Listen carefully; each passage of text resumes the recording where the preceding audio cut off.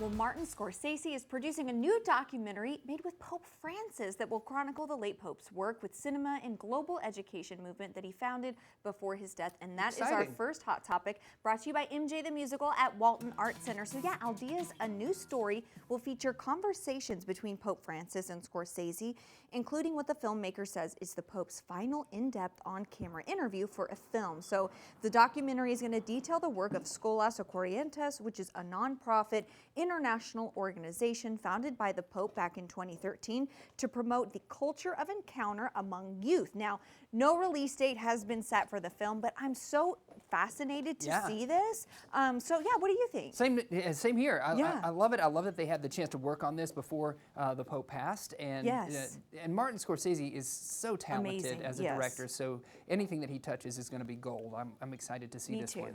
Here's some big news from the Rock and Roll Hall of Fame. This year's class includes first-time nominees Chubby Checker, Joe Cocker, and Bad Company, along with Cyndi Lauper, Outkast, Soundgarden, and the White Stripes. Now, Salt and Pepper and the late Warren Zevon will receive the Musical Influence Award, and Carol Kay, Tom Bell, and Nicky Hopkins are being honored for musical excellence. You know, it's a great crop of folks, and I'm interested that some of these folks who I thought were probably already in the Rock and Roll Hall of Fame, like Chubby Checker, even Cyndi Lauper, for sure. Right? But they're now getting celebrated in this way. And we just had the opportunity to see Jack White from the White Stripes up in Kansas City last month.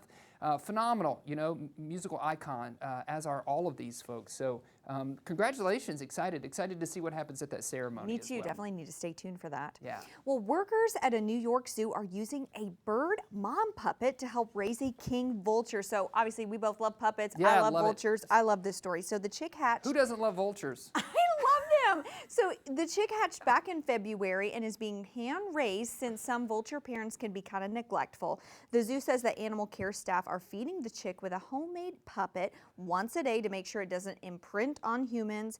And they say that there's also an adult king vulture in an adjacent enclosure, so it has some exposure to appropriate king vulture behavior. Super cool. I love it. I think it's fascinating. I can't believe the craftsmanship that went into creating that head that just goes right there real on the hand. Yeah, it totally looks real. And you know, it's important Dream for Pope to see themselves. So this young vulture, you know, seeing what other older vultures act and behave like.